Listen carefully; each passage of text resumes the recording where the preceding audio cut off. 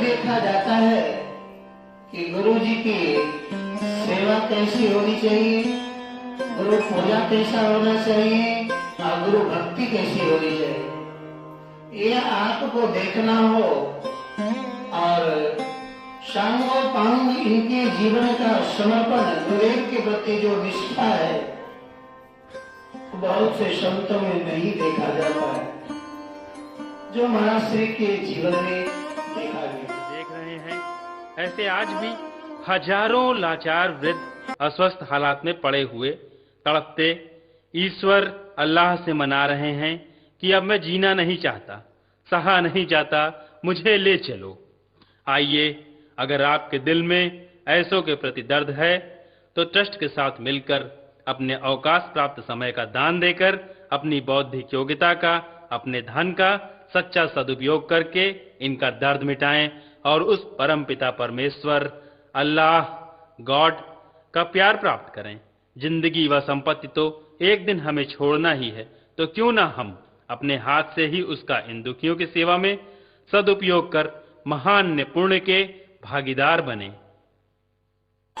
वैष्णव जन तो तेने कहिए जे पीड़ पराई जाने रे।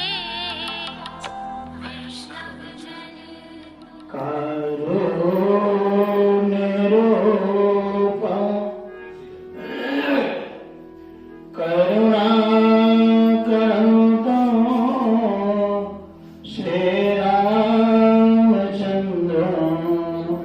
शरणं प्रपद्ये।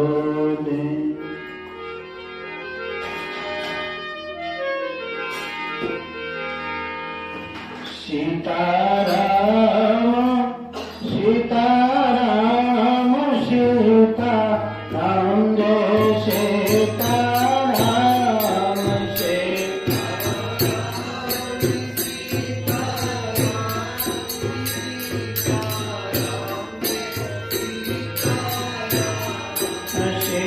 सीताराम सीताराम सीताराम जय सीताराम।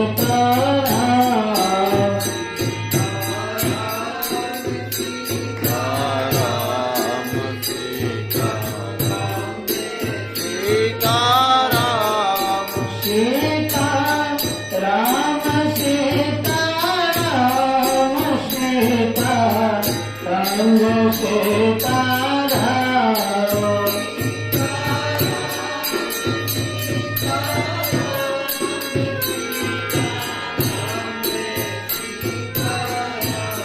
जय सीताराम सीताराम सीताराम जय सीताराम।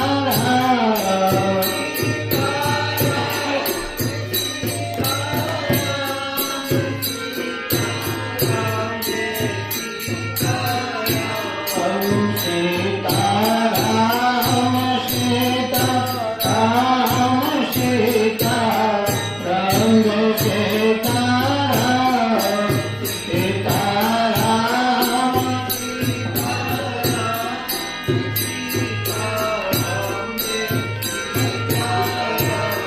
जय सीताराम सीताराम सीताराम जय सीताराम।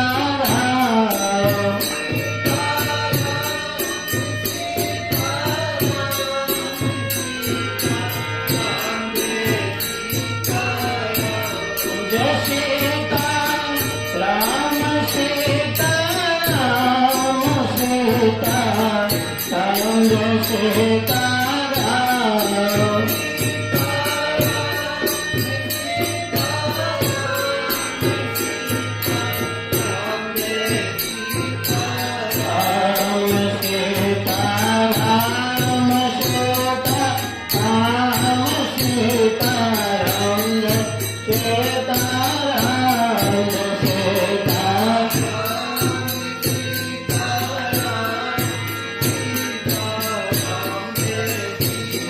सीताराम महाराज की, श्री हनुमान जी महाराज की, श्री सदगुरुदेव भगवान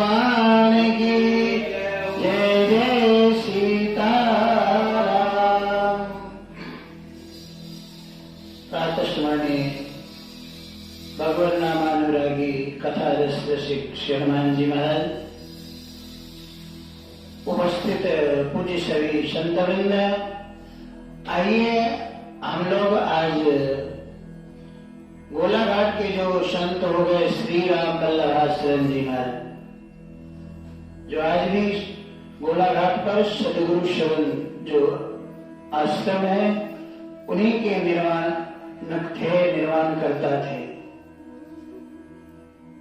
संतों का जीवन विचित्र होता है। जब इस धरातल पर कोई महापुरुष आते हैं तो कोई न कोई विशेष कार्य करके ही जाते हैं।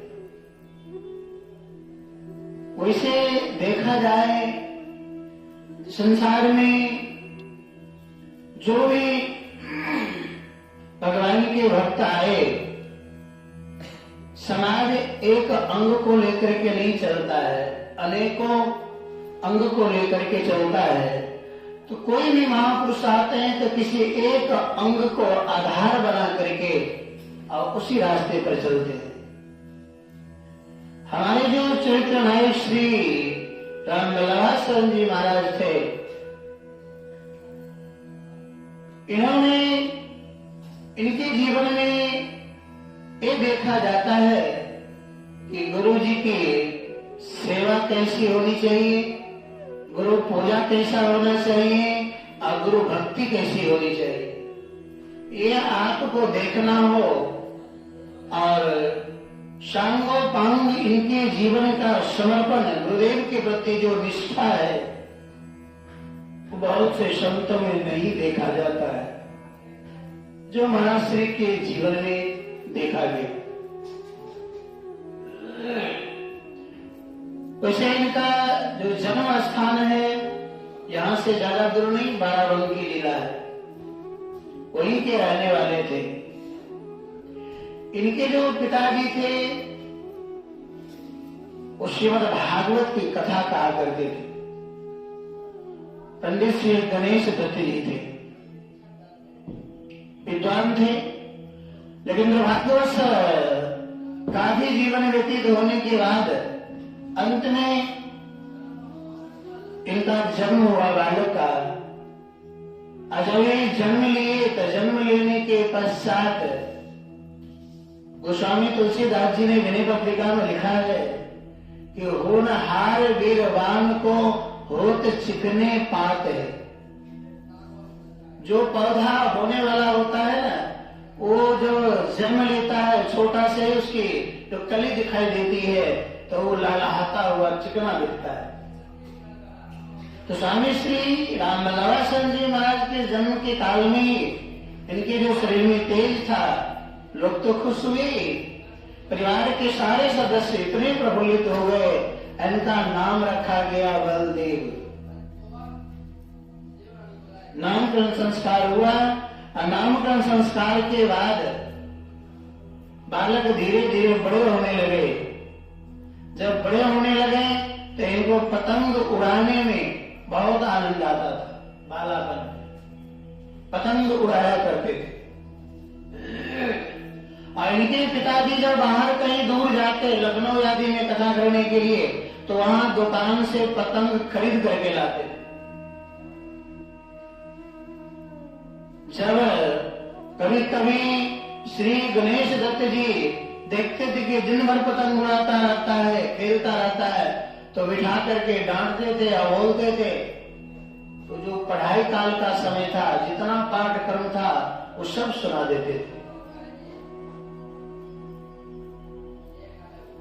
एक रोज की घटना घटी कि उनके परिवार के सारा सदस्य, इस समय 12-13 साल के हो गए, तो परिवार के सब सदस्य वहां से बाराबंकी से अयोध्या दर्शन करने के लिए आए। इनके पिताजी भी आए, इनके माताजी भी आए, सब आए। तो बड़ी छावनी में रुके। तो बड़ी छावनी में जब रुके तो रात्रि में जब सोए तो स्वप्न में काल में इन्होंने देखा, भयावह स्वरूप देख करके चिल्लाने लगे, रोने लगे। तो एक महात्मा जी आए और महात्मा जी हाथ पकड़ करके ले गए और लक्ष्मण किला के जो ठाकुर जी है उनको दर्शन करवाए। सरजू जी का दर्शन हुआ है, तो स्वप्न में देख रहे थे। जब सरजू जी के दर्शन करने के बाद फिर ये वहां जब शांत हुए तो इनकी नींद खुल गई। इनके पिताजी आए थे, उधर दर्शन करवा करके वहां से लौटा करके लेकर के चले गए बाराबंकी। जब बाराबंकी चले गए तो धीरे धीरे बड़े होने लग गए। 20 साल की जब इनकी अवस्था हो गई तो एक दिन इनके पिताजी को कहीं जाना था कथा करने के लिए, बुलाने वाले आए, लेकिन कोई कारणवश ये गए नहीं। कहा कि कल आएंगे, तुम लोग आज जाओ, कथा कल से है, तो मैं कल सुबह यहां से निकलूंगा, 10 बजे तक पहुंच जाओ। लेकिन रात में जो सोए तो सोए रह गए, दुनिया से विदा हो गए और सब घर में रोने जाने लगे। ये जो बलदेव थे, वहां गांव में तालाब पर एक हनुमान जी का मंदिर था, तो उस हनुमान जी से इनको बहुत लगाव था, हमेशा जाया करते थे। तो सब तो घर में रोते थे और ये बालक तालाब के ऊपर हनुमान जी के चरणों में बैठ करके और वहां जाकर रोने लगा। तब तो पिताजी चले गए, हम कैसे रहेंगे, क्या होगा हम लोगों का, हमारे परिवार का। तो हनुमान जी ने इनको सांत्वना दिया कि तुम्हारे हित में हुआ है, तुम्हारे पिताजी दुनिया से चले गए, ये तुम्हारे हित के लिए, तुम रो मत, तुम घर परिवार चलाओ जैसे चलता है। तो उस समय में घर का सारा भार इनके ऊपर पड़ गया। तो कहा उस समय में एक बनिया का साथ मिला, व्यापारी व्यक्ति के संग किए, और उनके साथ में ये जो गुड़ होता है ना, उसको लेकर के बेचने के लिए जाया करते थे कानपुर। कानपुर में जब बेचने के लिए जाया करते थे तो कभी कभी इनके साथ वाले ना जाए, इनको अकेले भेजते। तो जब ये कानपुर में गुड़ बेचने के लिए जाते थे और कोई साधु महात्मा इनके पास आ जाए तो ऐसे ही दे देते थे, ले जाइए। एक दिन हुआ क्या, तो महात्मा लोगों को देने लगे तो जितने लोग थे सब आने लगे, हमको दे दो, हमको दे दो। तो इन्होंने एक नियम बनाया कि जो 1000 नाम जपेगा यहाँ बैठ करके, उनको गुड़ के एक भेली दी जाएगी। अब जो जितने मांगने चाहने वाले थे वो आ गए, तो उनसे 1000 नाम जब बाते थे और फिर उठा करके एक गुड़ का भेली दे दिया करते।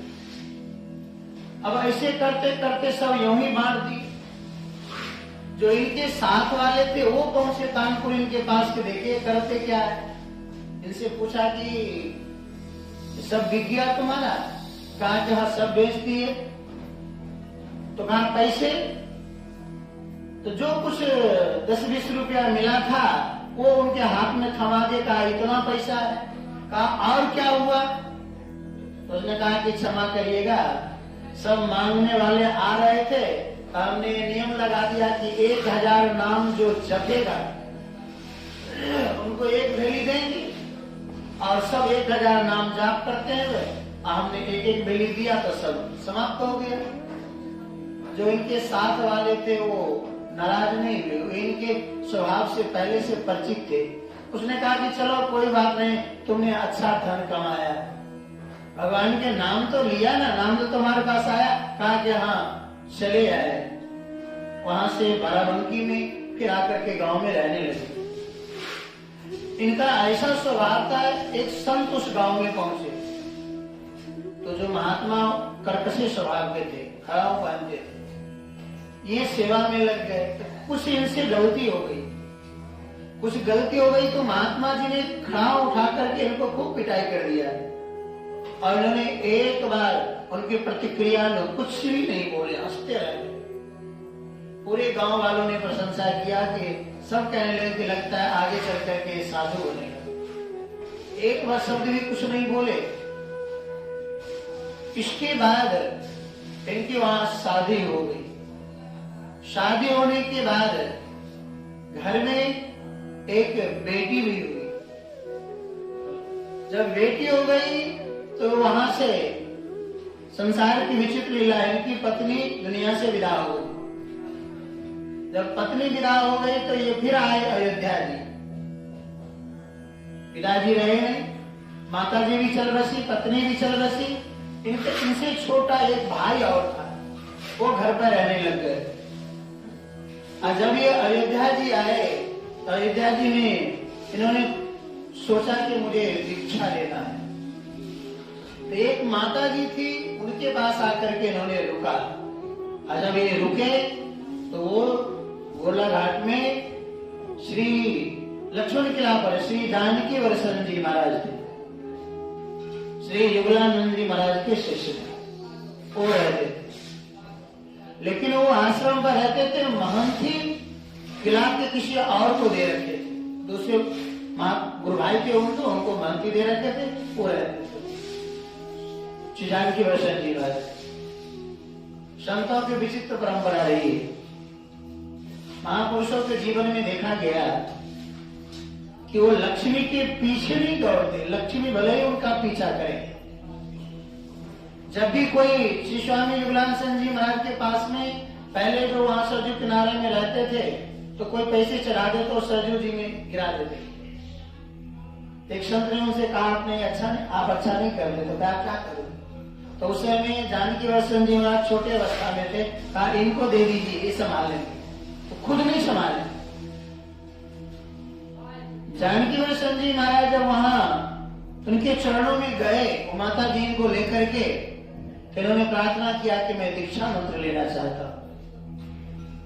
तो श्री जानकी वर्षण जी महाराज इनको मंत्र दीक्षा दिए, लेकिन उन्होंने पुनः सारी स्थिति को समझ करके कहा कि आप फिर घर जाइए। फिर दोबारा इनको घर भेज दिए। घर जाने के बाद बाराबंकी में घर था, आना जाना लगा रहता था। फिर जब आए, फिर उन्होंने कहा कि मुझे महाराज जी विरक्त बनना है, अब घर नहीं जाना है। तो महाराज जी विरक्ति दीक्षा तो दे दिया, लेकिन इनकी लड़की की जब शादी होने लगी तो महाराज ने आदेश दिया कि आप जाइए, शादी में जाइए और आप वहां रहिए, शादी के बाद आप लौट करके फिर आ जाना अयोध्या। तो महाराज जी गुरुदेव के आदेशानुसार वो फिर जन्मभूमि पर बाराबंकी गए। इनके सामने जब ये विरक्त होने के बाद जब जाने घर में जब गए, तो इनके जो परिवार के और सदस्य थे वो आचार्य संप्रदाय से दीक्षित थे। तो उस समय तो जरा कुछ कट्टरवाद भी चलता था। तो 1915 में इनका जन्म हुआ था। उस समय का काल जो था तो भयावह था। आज आचार्य और रामानंदी कुछ पता ही नहीं चलता है, लेकिन जब ये घर में प्रवेश करने लगे तो घर वालों ने इनको घर में घुसने से इनकार कर दिया कि कहाँ ये बाबा बैरागी बन करके आए हैं, इनको दूर रखो, घर में नहीं घुसने देंगे। तो जब घर वालों ने मना किया तो ये कुछ लोगों को बुलवा करके दूसरा दरवाजा घर में खुदवाने लगे कि हम उस दरवाजे से नहीं जाएंगे, इस दरवाजे से जाएंगे। तो फिर लोग गांव वाले इकट्ठे हो गए, कहा कि चलो दरवाजा दूसरा मत खोलो, घर में तो जाओ। तो घर वालों ने कहा कि हम अपने साथ में इनको बैठने खाने पीने नहीं देंगे। तो बाबा बैरागी बन गया और हम लोग कहाँ आचार्य थे, अगर अन्य संप्रदाय में चला गया तो साथ में कैसे खाएंगे। तो श्री राम बल्लभाचरण जी महाराज को बहुत प्रसन्नता हुई। ये जो बलदेव थे उस गुरुदेव ने नाम रख दिया था राम बल्लभाचरण। तो इनको प्रसन्नता हुई इस बात की कि गुरुदेव ने कहा था कि जिसके गले में कंठी न हो उसके हाथ के पानी मत पीना, और इन लोगों के गले में कंठी तो है नहीं। आज भी आचार्य लोग जो होते हैं तो समय विशेष पर ही तुलसी को दान कर वरना उतार करके रख देते हैं। तो उन्हें कहा कि अच्छा हुआ, गुरुदेव का आदेश था कि जिनके गर्दन में कंठी न हो गले में तो उनके हाथ के पानी भी मत पीना, और मैं यदि घर में रहता तो हमको पीना ही पड़ता। अच्छा हुआ ये लोग अलग और मैं अलग, अपने हाथ से बनाने खाने लगे। जब इनकी लड़की की शादी हो गई तो शादी होने के बाद पुनः लौट करके अयोध्या आ गए। फिर ये गए नहीं, गुरुदेव की सेवा में रह गए, रहने लग गए। इनके जीवन का आधारशिला केवल एक ही था कि अपने सदगुरुदेव भगवान की सेवा करें, और इनको किसी चीज से मतलब नहीं था। उस समय में इनके जीवनी में आया है कि रात्रि के समय में श्री स्वामी जानकी वर्षल जी महाराज रात के 2 बजे में जग जाते थे। तो उस समय में दत्तवन की आवश्यकता पड़ती थी, संजोग से दत्तवन नहीं था उस दिन। तो ये 1 बजे रात में उठे और दत्तवन तोड़ने के लिए गए। जब दत्तवन तोड़ने के लिए वहां से किला पर से निकले तो रास्ते में एक चमकता हुआ मणि दिखाई दिया, प्रकाश स्वरूप दिखाई दिए। तो आगे न बढ़कर के पीछे हट गए और फिर इधर असरभी वन तरफ आकर के, उस समय तो सब जंगल जंगल रहा, तो इधर से आकर के प्रभाती उतार कर ले गए और फिर रख करके चले आए। जब सुबह हुआ तो महाराज जी ने कहा कि प्रभाती कौन लाया था सुबह में? तो इन्होंने कहा कि भगवान ने प्रभाती तो मैंने लाया, लेकिन मेरे साथ एक आज अजीब घटना घटी। क्या हुआ? तो कहा जब मैं रास्ते में जा रहा था तो ऐसा प्रकाश निकल रहा था कि मैं देख करके घबराया, लेकिन फिर मैं लौट करके दूसरे रास्ते से चला गया। तो महाराज श्री ने बताया, श्री जानकी वर्षल जी महाराज, कि वो कोई और नहीं, लक्ष्मण किला है ना, कभी कभी शेष भगवान निकलते हैं अपने मणि को लेकर के, उसी का प्रकाश तुम्हें दिखाई दिया। ये गुरुदेव की सेवा में इतने समर्पित रहे कि गर्मी के सीजन में जब ठंडा ही बनता था तो एक रोज महाराज ने कहा कि क्यों दही है ठंडे बनाने के लिए तो बनाओ। घर में वहां आश्रम में दही था नहीं तो ये निकले बाजार।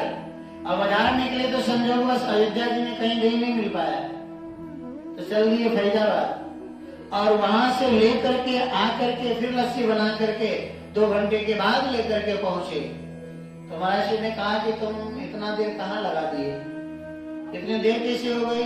तो हाथ जोड़कर खड़े हो गए कि भगवान दही था नहीं पास में और अयोध्या में भी नहीं मिला और फिर हमको फैजाबाद जाना पड़ गया। तो महाराज ने कहा कि तुम फैजाबाद क्यों गए? हमने तुमसे तो पूछा था कि दही है कि या नहीं है, तो तुमको बोलना चाहिए। कहा कि नहीं, आपका आदेश था और आप जो कहे वो मुझे पूरा करना था, इसलिए हम पैदल चले गए। एक रोज जानकी वर्षल जी महाराज ने कहा कि एक सोने के लिए कोई खाट की व्यवस्था हो जाती, कोई हल्का होता कि हम अपने हाथ से उठा लेते। तो उनको खोजने के लिए खोजते खोजते उस समय में अयोध्या में कुछ ज्यादा रहा नहीं होगा, केवल मंदिर अत्र तत्र दिखाई देते थे और तो कुछ का दुकान था नहीं। तो फैजाबाद चले गए।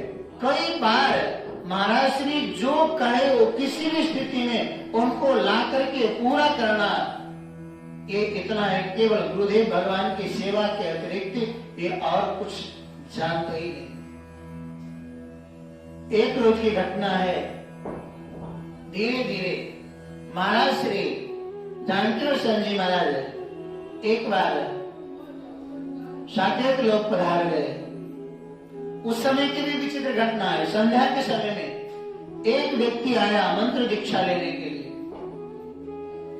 तो श्री राम वल्लभाचार्य जी महाराज ने उनसे कहा कि देखो कल आना और कल ले लेना। तो वो जाने लगा। तो ये बात महाराज जी जो अंदर कमरा में बैठे थे वो सुन रहे थे। तो महाराज जी ने कहा कि वो जो व्यक्ति आया था वो क्या कह रहा था? तो ने कहा महाराज जी वो आए थे दीक्षा मंत्र के लिए, संध्या हो गई तो हमने मना कर दिया और आप नियम में है, हमने कह दिया कल आना, कल आकर के ले लेना। तो महाराज ने कहा कि नहीं, उनको बुलाओ। उनको जब बुला कर लाया गया तो महाराज जी ने पूछा श्री जानकी वर्षल जी महाराज कि आप बताइए आपकी इच्छा अभी दीक्षा लेने की है? तो उन्होंने कहा कि हाँ, हम तो इसीलिए आए थे, लेकिन इन्होंने मना किया तो हम जा रहे थे। तो कहा ठीक है लाओ अभी दीक्षा मंत्र देते। उन्होंने संध्या में दीक्षा मंत्र दिया और रात में सोए। और जब रात्रि में जब सोए तो फिर जगे नहीं, साकेत लोग ही पधार गए। मंत्र दीक्षा देने के बाद। एक इनके जीवन में सदगुरुदेव देव की सेवा की और प्रधानता रही है। एक बार महाराज श्री जो खड़ाऊ पहनते थे वो बहुत पुराना हो गया था, तो काशी के एक व्यक्ति आए थे जो महाराज जी का शिष्य था। उन्होंने महाराज जी का खड़ाऊ को देखा तो उन्होंने राम बल्लभाचरण जी महाराज सेवा में रहते थे, तो इनसे कहा कि मैं जा रहा हूँ वहां से खड़ाऊ भेज दूंगा। कहा ठीक है। खड़ाऊ जो बिल्कुल जीर्ण हो गया और महाराज जी पहनते थे और जाने के बाद भूल गया, भेजा नहीं। तो श्री राम बल्लभाचरण जी महाराज ने पत्र लिखा कि आप कहे थे खड़ाऊ भेजेंगे, आपने भेजा नहीं। तो उन्होंने पत्र को देख करके खड़ाऊ को भेजा, पार्सल किया, अब पत्र लिख दिया कि आपने, हम तो आकर के भूल गए और आपने अच्छा क्या याद दिलाया, मैं ये खड़ाऊ भेज रहा हूँ, आप महाराज जी को दे दीजिएगा। वो जो पार्सल था बड़े महाराज जी के नाम से था, श्री जानकी प्रसाद जी महाराज के नाम से। उनके पास जब गया और महाराज जी उसको खोले तो उसमें पत्र को पढ़ा, तो श्री राम बल्लभाचरण जी महाराज को बुलाए कि क्यों तूने पत्र लिखा था खड़ाऊ के लिए? तूने कहा हाँ गुरुदेव, इन्होंने कहा था और हम देख रहे थे कि खड़ाऊ जीर्ण हो गया था, तो हमारी इच्छा हुई कि बोल दूं। तूने कहा तूने बहुत बड़ी भूल किया, जीवन में ऐसी गलती नहीं करना। मांगना तो अपने बाप से भी नहीं चाहिए। पैसे मांगने की बात आए तो अपने बाप से भी पैसे मत मांगना, और आज तारीख से याद रखो कभी भी मांगना नहीं किसी से। फिर उन्होंने पूरी जिंदगी कभी किसी से मांगा नहीं। तो श्री जानकी प्रसाद जी महाराज तो गुरुदेव भगवान दुनिया से पधार गए तो लक्ष्मण किला पर रह रहे। महंत तो दूसरे थे। उस समय में इन्हीं के गुरु भाई थे जो जिनका नाम था लखन लाल शरण जी महाराज, वो महंत थे। और उनके जाने के बाद इनकी इतनी ख्याति फैली कि जितने शिष्य वर्ग आते थे तो महंत जी के पास न जाकर के इनके पास जाए। जब ये इनके जीवन में और कुछ नहीं था, केवल अपने गुरुदेव की सेवा करते थे। जब उनके शरीर छूटने के बाद भी उनके चित्रपट को रख करके महाराज जी के जाते समय, गुरुदेव भगवान के जाते समय उनका एक वस्त्र था, उनको रखते थे। उनके जीवन काल में एक बार लोहा का टुकड़ा उठाए थे गुरुदेव भगवान और वो महंत जी को देने लगे। किला के जो महंत जी थे उनको, तो उन्होंने मना कर दिया कि उन्होंने तो ये कहा था कि देखो ये पैसा है इसको रख लो, उन्होंने मना कर दिया। तो वही लोहा का टुकड़ा फिर श्री राम बल्लभाचरण जी महाराज को जब देने लगे तो उन्होंने संभाल कर रखा था। उनके जाने के बाद भी महाराज जी की एक एक वस्तु को संभाल करके रखा उन्होंने। एक बार जब बादाम पीसा जाता था ठंडई के रूप में, तो बादाम पीसते समय जो लोढ़ा होता है वो फूट गया था, उनको भी संभाल करके रखे थे। एक बार श्री राम बल्लभाचरण जी महाराज बाजार गए, कुछ सामान लेकर के आए, तो महाराज जी जो उस समय में एक एक पैसे दिए थे, 8 बार दिए गिनती करके, और उन्होंने कहा कि लो ये अष्ट सिद्धि है, इसको रखो। वो पैसे अभी तक रखा था, पता नहीं अब है या कि नहीं, गोला घाट में सदगुरु सदन। तो श्री राम बल्लभाचरण जी महाराज अपने सदगुरुदेव भगवान के जाने के बाद उनके एक एक चीजों को संभाल करके रखा। इधर धीरे धीरे मंदिर में तो अलग बधाई होती थी, और ये श्री राम बल्लभाचरण जी महाराज अपने सदगुरुदेव भगवान श्री जानकी प्रसाद जी महाराज के फोटो को रख करके और यहाँ बधाई गाया करते थे, खुद भी गाते थे। तो जितने भगत जगत बाहर से आए मंदिर में न जाकर के इनके पास आने लग गए, यहाँ भीड़ लगने लगी। गुरु पूर्णिमा के समय में लोग महंत जी के पास कम जाते थे और इनके पास ज्यादा आते थे। अब जो आश्रम के महंत थे उनको ईर्षा होने लगी कि लोग हमारे पास न आकर के उनके पास जाते हैं। लेकिन समस्या ये बात थी कि उनको कह नहीं सकते थे कि तुम आप यहाँ से चले जाइए। ईर्षा तो होती थी, क्या करें। तो उन्होंने एक बार जो महंत थे, एक वेश्या के द्वारा इनके ऊपर आरोप लगा करके केस लगवा दिए, लेकिन वो केस आनंद फानंद में खत्म हो गया, वो कुछ उससे हुआ नहीं। फिर वो जो महंत जी थे वो खुद इनके को हटाने के लिए इनके ऊपर केस किया कि इनका कोई अधिकार नहीं है। जब कोई अधिकार नहीं, कोर्ट में केस चला फैजाबाद में, तो उस समय में महाराज जी भी वकील किए, दोनों पक्ष के वकील बात करते थे। तो उससे पहले श्री जानकी वरसन जी महाराज के काल में ही गोलाघाट के महंती के इनकी बात हुई थी देने की। वो जो इनसे जो लखनलाल शरण जी महाराज थे, उससे जो पहले के महंती थे, वो चाहते थे कि इनको महंती दे दी जाए रामबल्लभा शरण जी महाराज को। तो जो महंती की बातें आई और महंत जी ने कहा कि अब ये तुम महंती यहाँ का संभालो, इन्होंने मना कर दिया, कहा कि नहीं, मुझे महंती नहीं लेना है। तो श्री जानकी वरसन जी महाराज के चरणों में निवेदन किया, कहा महाराज हम चाहते थे कि आपका लाडला प्यारा शिष्य है रामबल्लभा शरण जी, और ये योग भी है, तो ये महंती संभाले, लेकिन ये तो मना कर रहा है, लेना स्वीकार नहीं करते हैं। तो श्री जानकी वरसन जी ने कहा कि जो मेरा सच्चा शिष्य होगा, यद्यपि वो भी जो शिष्य, वो भी महंत जी भी थे, तो महाराज जी के ही शिष्य थे। उन्होंने कहा कि जो मेरा सच्चा शिष्य होगा वो लक्ष्मण किला की ओर ताकेगा भी नहीं, देखेगा भी नहीं। आप महंती करो, आप अपने चेला को महंत बना दो, लेकिन वो महंती नहीं लेंगे, छोड़ दो उनको। तो श्री रामबल्लभा शरण जी महाराज का जीवन इतना ज्यादा समर्पित था महाराज जी के लिए। अंत में वहां कोर्ट में ये फैसला हुआ कि महंत आप बने रहिए, लेकिन ये लक्ष्मण किला से जाएंगे नहीं, लक्ष्मण किला पर ही रहेंगे। कोर्ट ने लिख करके दे दिया। कोर्ट में लिखने के बाद अब धीरे धीरे ईर्षा तो होती और बढ़ती चली गई।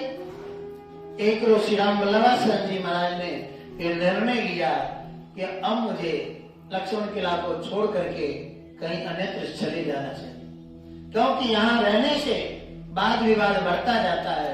तो महंत जी के जो एक व्यक्ति विशेष थे, उन्होंने महंत जी से कहलवाया, तो महंत जी ने कहा कि जो उनको जो कुछ चाहिए वो ले ले।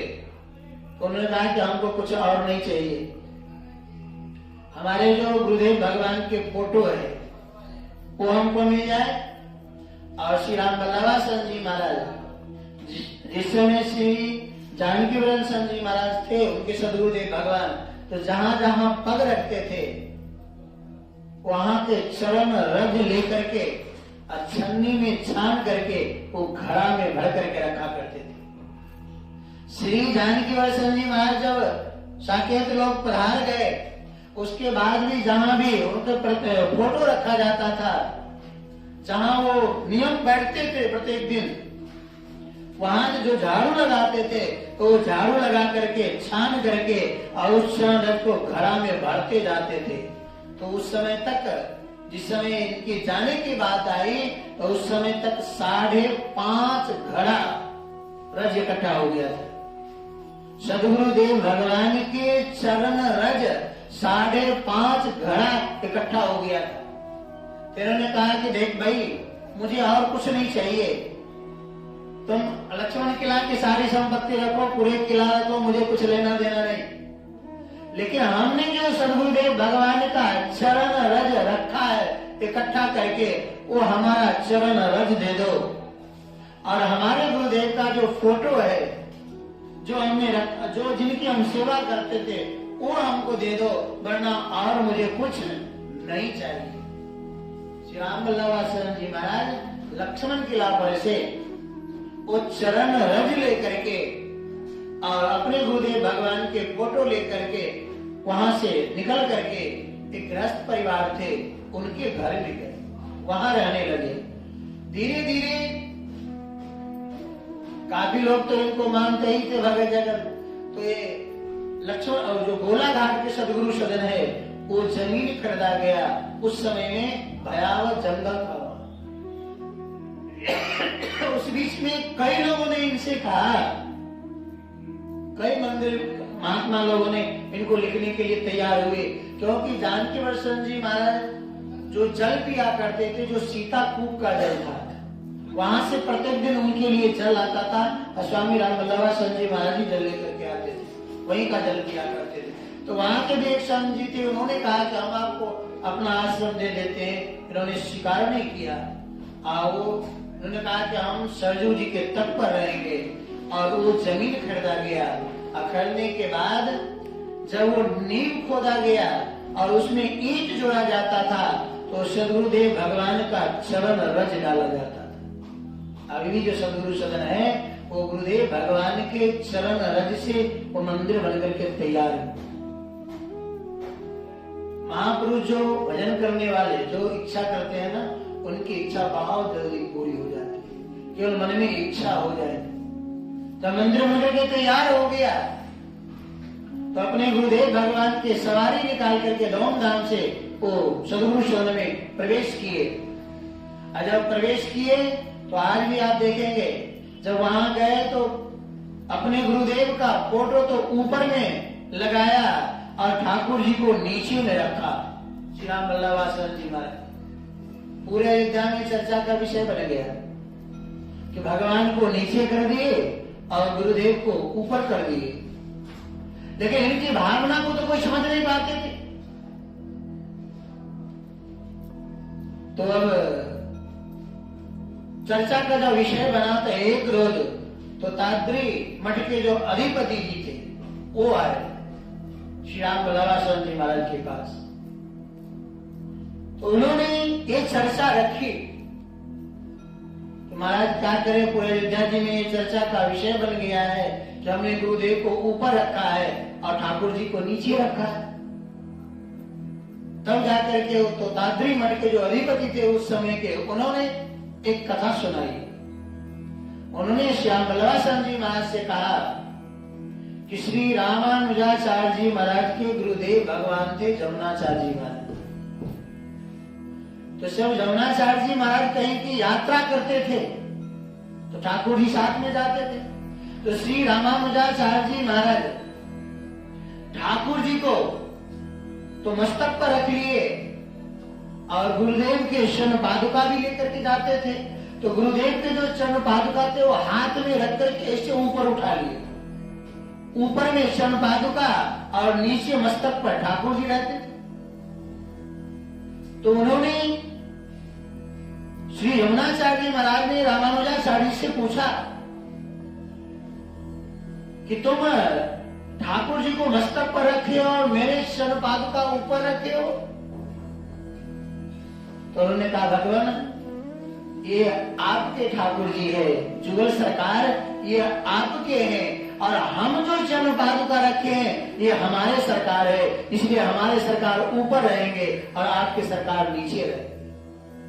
श्री यमुनाचार्य जी महाराज रामानुजाचार्य जी के वाक्यों को सुनकर के स्तब्ध हो गए और कुछ नहीं बोले।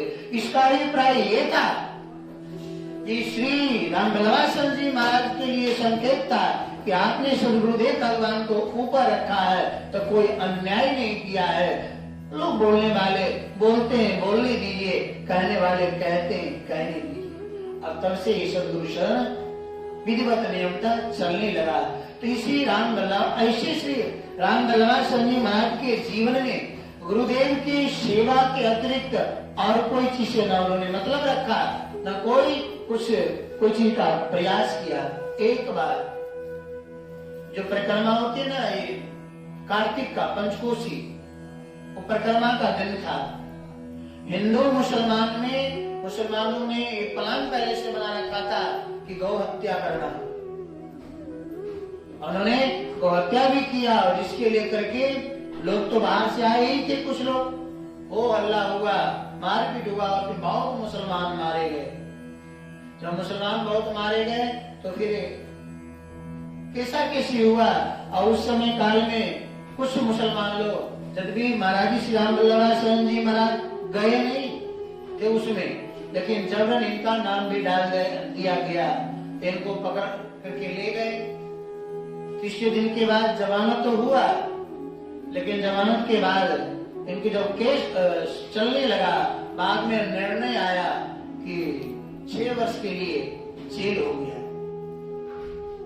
तो श्री राम बल्लभाचार्य जी महाराज सहर्ष यहाँ से फैजाबाद गए। जेल में जब गए तो वहां का नियम था कि उस समय में जिसको ज्यादा दिन का सजा हो जाता था तो फैजाबाद में नहीं रखा जाता था, कहीं दूर काशी भेज देते थे या कहीं और कहीं भेज देते थे। तो इनसे पूछा गया कि आप कहाँ जाना चाहेंगे, क्योंकि आपका ज्यादा दिन की सजा है, 6 साल का है, तो आपको 6 साल तक काटना पड़ेगा जेल में। तो उन्होंने कहा कि कहीं दूसरे जगह जाएंगे, इससे तो अच्छा यह है कि काशी भेज दो। तो इनको काशी भेज दिया गया। लेकिन वहां जब गए तो उन्होंने 3 दिनों तक कुछ जेल में खाए पिए नहीं। तो उस समय में अंग्रेजों का शासन था। वो आए और उनसे कहा, जो जेलर थे, कि खाओगे नहीं तो मर जाओगे। 3 दिन हो गया तुमने कुछ खाया नहीं। तो महाराज श्री ने कहा कि हम नहीं खाएंगे तो मर जाएंगे, अब तुम बताओ कि तुम खा करके अमर हो जाओगे? तुम नहीं मरोगे, तुम जिंदा ही रहोगे। जब ये बात वो सुना तो उनको एक धक्का सा लगा और ने कहा कि आप बताओ कि क्या लोगे, क्या खाओगे, जो आपको आपकी व्यवस्था की जाएगी। तो महाराज ने कहा कि हम और कुछ नहीं लेंगे, हम फलहार लेंगे। फलहार में क्या लोगे? तो ये जो कुमरा है, कुमरा तो वो बताए, वो ला दिए और आलू की व्यवस्था कर दिए और 1 लीटर दूध का व्यवस्था हो गया। महाराज जी मजे से फलहार करने लग गए और जेल में रहने लग गए काशी। एक महाराज जी के साथ साथ 21 महात्माओं को पकड़ कर रखे थे, जिन सबको सजा हो गया था, जेल हो गया था। तो जब एक महाराज जी के शिष्य थे बालक दास नाम के, तो उनका शरीर थोड़ा मोटा ताजा था, मजबूत था। तो उस समय में जेल में उनको चक्की में लगा दिए थे पीसने के लिए, जो जेलर थे।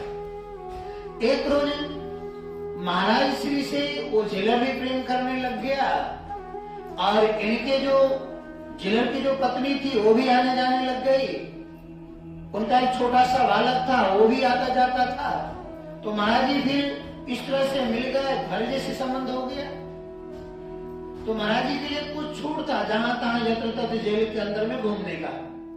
तो एक रोज देखा अपने शिष्य को पीसते हुए, और महाराज जी को जब उन्होंने देखा तो दौड़ करके आकर के महाराज के चरणों में साष्टांग पड़ गए और रोने लग गए कि भगवान हमको तो बहुत कष्ट है, मैं क्या करूं, मैं शरीर देखने में मोटा ताजा था, इसलिए मुझे चक्की में लगा रखा है। तब महाराज जी आए, संध्या के समय फिर वो जेलर आए, उनकी पत्नी भी आई मिलने के लिए। तो महाराज जी कुछ बोले नहीं उन लोगों से। तो उसे उम्र था, उन्हें कहा कि महाराज जी आपको कोई कष्ट है तो बताओ ना, क्या कष्ट है आपको? तब महाराज जी ने कहा कि बताओ, तुम्हारा ये छोटा सा बेटा है और ये दुखी रहे तो क्या तुम सुखी रहोगे? कहा कि नहीं, ये तो कैसे हो सकता है। तो कहा कि ये मेरा एक शिष्य है और उसको तुमने चक्की में लगा दिया है, वो रात दिन रोता है। तो उन्होंने महाराज से क्षमा याचना मांगी और उनको वहां से निकाल करके ला करके महाराज जी की सेवा में, महाराज जी के साथ में रख दिया। श्री राम बल्लभाचार्य महाराज के साथ में रख दिए।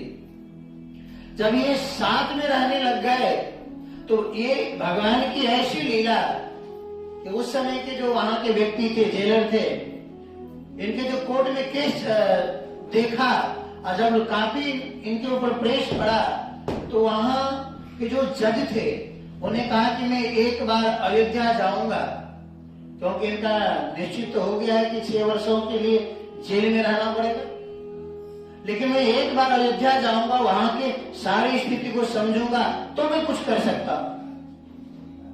तो वहां से वो जज अयोध्या आए। अयोध्या में जब दर्शन किए जन्मभूमि का और यहाँ गोलाघाट तरफ आए तो यत्र तत्र महात्माओं से पूछने लगे, सब लोगों से पूछा तो लोगों ने बता दिया कि उनका दोष तो नहीं था, लेकिन गलत उनको जेल में डाल दिया गया है। तो यहाँ से जाने के बाद वो निर्णय लिए और श्री राम बल्लभाचार्य जी महाराज को वहां से जेल से निकल करके पुनः अयोध्या में आकर के वास करने लगे। महाराज जी के जीवन तो एक से एक अद्भुत चरित्रों से भरा हुआ है।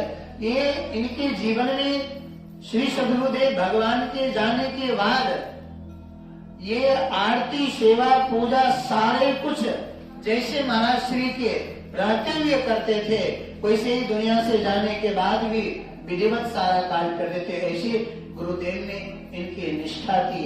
ऐसा निष्ठा होना मुश्किल पड़ता है। हमारे आपके जीवन में भी ऐसी निष्ठा हो, ऐसी कामना ठाकुर जी के चरणों में करनी चाहिए। इन्हीं शब्दों के साथ शब्दों का विराम। जय सिया राम।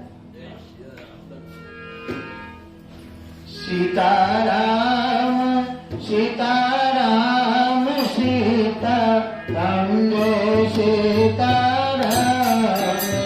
सीताराम सीताराम सीताराम जय सीताराम।